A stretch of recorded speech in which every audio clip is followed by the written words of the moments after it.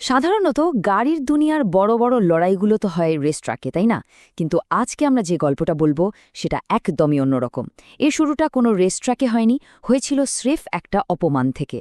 ভাবুন তো, ছোট্ট একটা মন্তব্য যা ইতালির দুই প্রভাবশালী মানুষকে চিরশত্রু বানিয়ে দিল আর জন্ম দিল এমন এক সুপারকার ব্র্যান্ডের যা আজ সারা বিশ্বকে শাসন করছে।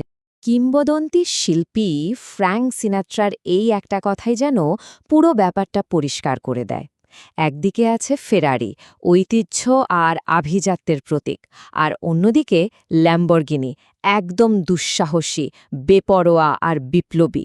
মানে দুটো ব্র্যান্ডের দর্শনটাই একেবারে আলাদা। তো এই গল্পের একেবারে কেন্দ্রে আছেন দুই ইতালীয় কিংবদন্তি। একজন হলেন এনজো ফেরারি, রেসিং দুনিয়ার যাকে বলে ঈশ্বর, সবাই তাকে কমেন্দাতোরে নামেই চেনে। আর অন্যজন, তিনি হলেন ফেরুচ্চিও ল্যাম্বরগিনি, এক সাধারণ কৃষক পরিবার থেকে উঠে আসা একরোখা এক শিল্পপতি। দুজনের মধ্যে পার্থক্যটা ছিল আকাশ আর পাতালের মতো। এনজো ফেরারির শিরায় উপশিরায় ছিল রেসিং, তার বানানো গাড়িগুলো ছিল যেন রেস ট্র্যাক থেকে তুলে এনে রাস্তায় ছেড়ে দেওয়া হয়েছে। আর ফেরুচিও, তার ধ্যানজ্ঞান ছিল মেকানিক্স। আঙুর চাষির ছেলে হয়েও নিজের মেধা আর পরিশ্রমে তিনি ইতালির অন্যতম বড় ট্র্যাক্টর কোম্পানি দাঁড় করিয়েছিলেন। ব্যাপারটা একবার ভাবুন তো, যে ব্র্যান্ডটা আজকে গতির সমার্থক, সেই ব্র্যান্ডের শুরু হয়েছিল কিন্তু কৃষিকাজের ট্র্যাক্টর দিয়ে। দ্বিতীয় বিশ্বযুদ্ধের পর ফেলে দেওয়া মিলিটারি যন্ত্রাংশ দিয়ে ফেরুচ্চিও এমন সব শক্তিশালী ট্র্যাক্টর বানিয়েছিলেন যা তাকে ইতালির একজন শীর্ষ ধনী ব্যক্তিতে পরিণত করে। আর ওই যে ধনী হয়েছিলেন, সে কারণেই তিনি ফেরারির মতো দামি গাড়ি কেনার সামর্থ্য রাখতেন। আর ঠিক সেখান থেকেই কিন্তু সেই ঐতিহাসিক সংঘাতের শুরু। ফেরুচ্চিও ল্যাম্বরগিনি নিজে একজন তুখোড় মেকানিক ছিলেন, তো তিনি যখন নিজের শখের ফেরারি গাড়িতে বারবার ক্লাচের সমস্যা পাচ্ছিলেন, তখন তিনি বেশ হতাশ হন। তিনি জানতেন যে এই সমস্যার সমাধান করা যায়, আর সেটা আরও অনেক ভালোভাবেও করা সম্ভব। তাই আর দেরি না করে তিনি ঠিক করলেন সরাসরি এনজো ফেরারির সঙ্গেই কথা বলবেন। একজন সফল ব্যবসায়ী হিসাবে তিনি ভেবেছিলেন তার মূল্যবান মতামতকে হয়তো গুরুত্ব দেওয়া হবে। কিন্তু তিনি আসলে জানতেন না যে তিনি সিংহের গুহায় পা রাখতে চলেছেন। ব্যাস, এই একটা কথাই ছিল যথেষ্ট। এনজিও ফেরারির অহংকারে যেন ঘা লেগে গেল। একজন ট্র্যাক্টর নির্মাতা কিনা তাকে গাড়ি বানানো শেখাতে এসেছে। এই অপমানটা ফেরুচ্চিও ল্যাম্বরগিনির ভেতরের জেদকে এমনভাবে জাগিয়ে তুলল যা অটোমোবাইল ইন্ডাস্ট্রির ইতিহাসই বদলে দিল। তিনি তখনই ঠিক করে নিলেন এই অপমানের জবাব কথায় নয়, কাজেই দেবেন। তিনি এমন একটা গাড়ি বানাবেন যা ফেরারির চেয়েও ভালো হবে, আর জন্ম নিল এক নতুন স্বপ্নের, পৃথিবীর সেরা গ্র্যান্ড ট্যুরিং কার তৈরি করা। আর ফেরুচ্চিও একটুও সময় নষ্ট করেননি।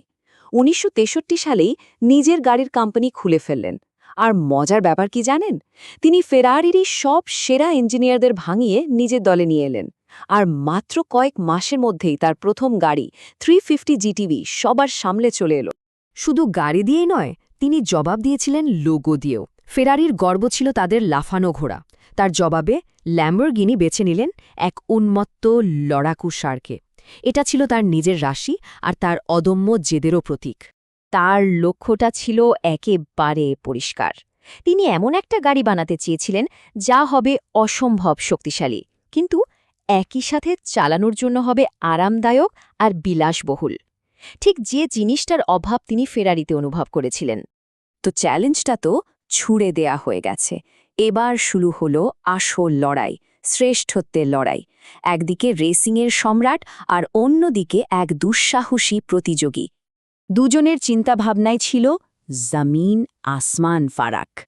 ফেরারি মানেই ছিল রেস ট্র্যাকের রক্ত, যা সাধারণ রাস্তার জন্য একটু আটটু বদলানো হয়েছে।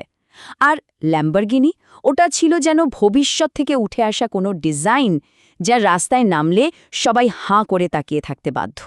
আর এই দর্শনের সবচেয়ে বড় উদাহরণ ছিল ল্যাম্বরগিনি মিউরা। এই গাড়িটা ছিল একটা আস্ত বিপ্লব। এর মিড ইঞ্জিন ডিজাইন রাতারাতি অন্য সব স্পোর্টস কারকে পুরনো বানিয়ে দেয় আর জন্ম দেয় বিশ্বের প্রথম সত্যিকারের সুপার কারের। অটোমোবাইল দুনিয়া এর পড়ার আগের মতো থাকেনি। সেই সময় সেরা ফেরারি ডেটোনার সাথে তুলনা করলেই বিষয়টা একদম পরিষ্কার হয়ে যাবে। মিউরা ছিল ডেটোনার চেয়ে অনেক হালকা, অনেক বেশি শক্তিশালী, আর ডিজাইন তো ছিল কয়েক যুগ এগিয়ে। মানে কাগজে কলমে মিউরার কোনো প্রতিযোগীই ছিল না। কিন্তু বাস্তবতার গল্পটা ছিল একটু অন্যরকম। মিউরা দেখতে যতটা সুন্দর ছিল, এর কিছু যান্ত্রিক সমস্যাও ছিল। বিশেষ করে হাই স্পিডে গাড়িটা সামলানো খুব কঠিন ছিল। অন্যদিকে ডেটোনা ছিল অনেক বেশি নির্ভরযোগ্য আর স্টেবল। বলতে গেলে মিউরা ছিল একটা বুনো সুন্দর জানোয়ার, আর ডেটোনা ছিল একজন ট্রেনিং পাওয়া পোক্ত যোদ্ধা। তবে ল্যাম্বোগিনির সেই দুঃসাহসী ডিজাইন আর নাটকীয়তার দর্শন আজও তাদের প্রত্যেকটা গাড়িতে বেঁচে আছে। তাদের গাড়ি মানেই এমন কিছু যা সাধারণের ধরাছোঁয়ার বাইরে। তো কয়েক দশকের এই ভয়ঙ্কর প্রতিযোগিতার পর প্রশ্নটা এসেই যায়, এই কিংবদন্তির লড়াইয়ের শেষটা কি হলো? এর থেকে আমরা কি পেলাম? একদিকে ছিল এক প্রতিষ্ঠিত সাম্রাজ্য, আর অন্যদিকে ছিল এক জিদি বিপ্লবী তৈরি করা নতুন একটা বিশ্ব। তো কে জিতেছিল এই যুদ্ধে?